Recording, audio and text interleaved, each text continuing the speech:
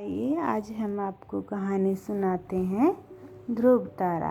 अगर आपको ये कहानी पसंद आए तो प्लीज़ इसको लाइक, शेयर, कमेंट और हमारे चैनल को सब्सक्राइब जरूर करें।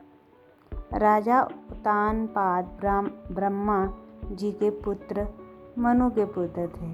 उनका विवाह एक बहुत ही सुंदर कन्या से हुआ था जिनका नाम था सुनीति। राजा अपनी पत्नी से बहुत प्रेम करते थे, लेकिन उन्हें कोई संतान नहीं थी। इसलिए रानी ने राजा को दूसरा विवाह करने के लिए कहा।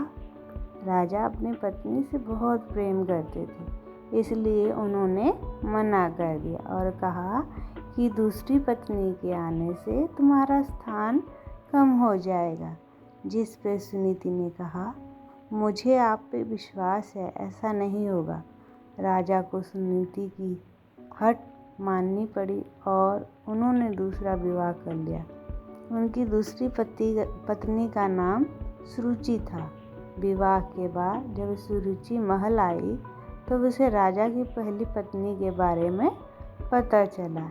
ये जानने के बाद सुरुचि ने उत्तानपाद से कहा, जब तक उसकी पहली पत्नी वन प्रस्थान नहीं करेगी तो महल में प्रवेश नहीं करेगी। ये सुन के सुनीति स्वयं ही राजमहल त्याग कर वन की ओर चली गईं। कुछ समय बाद राजा शिकार के लिए वन में जाते हैं और घायल हो जाते हैं। ये सब बात जब सुनीति को पता चलती है तो वो राजा को अपनी कुटिया में लाकर उनका उपचार करती है।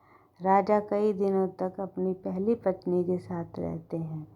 उस दौरान सुनीति गर्भवती हो जाती है और उन्हें पुत्र रत्न की प्राप्ति होती है, जिसका नाम ध्रुव रखा जाता है, जिसके बारे में राजा को ज्ञात नहीं रहता। कुछ दिनों बाद राजा अपने महल चले जाते हैं। वहाँ भी रानी सुरुचि को पुत्र रत्न की प्राप्ति होती है, जिसका नाम उत्तम रखा जाता है।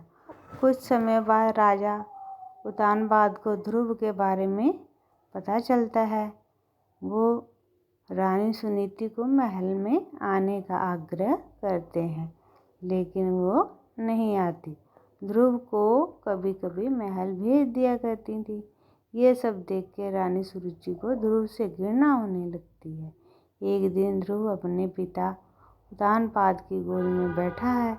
यह देख रानी सुरुचि को क्रोध आ जाता है और वो उसे धक्का देके अशब्द कहती है और उसे छोड़ी हुई स्त्री का पुत्र कह के अपमानित करती है। नन्हा ध्रुव कुटिया में आकर माँ को पूरा घटनाक्रम सुनाता है।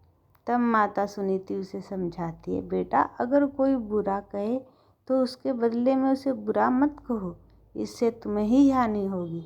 अगर तुम अपने पिता की गोद में सहसमान बैठना चाहते हो तो भगवान विष्णु की उपासना करो, वह जगत पिता हैं।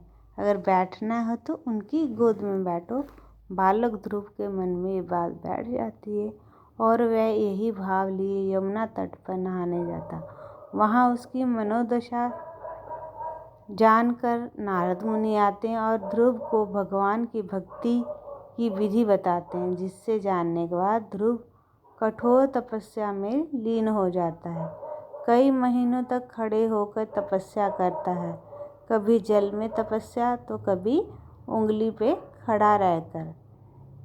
निरंतर ओम नमः वासुदेवाय नमः का जाप पूरे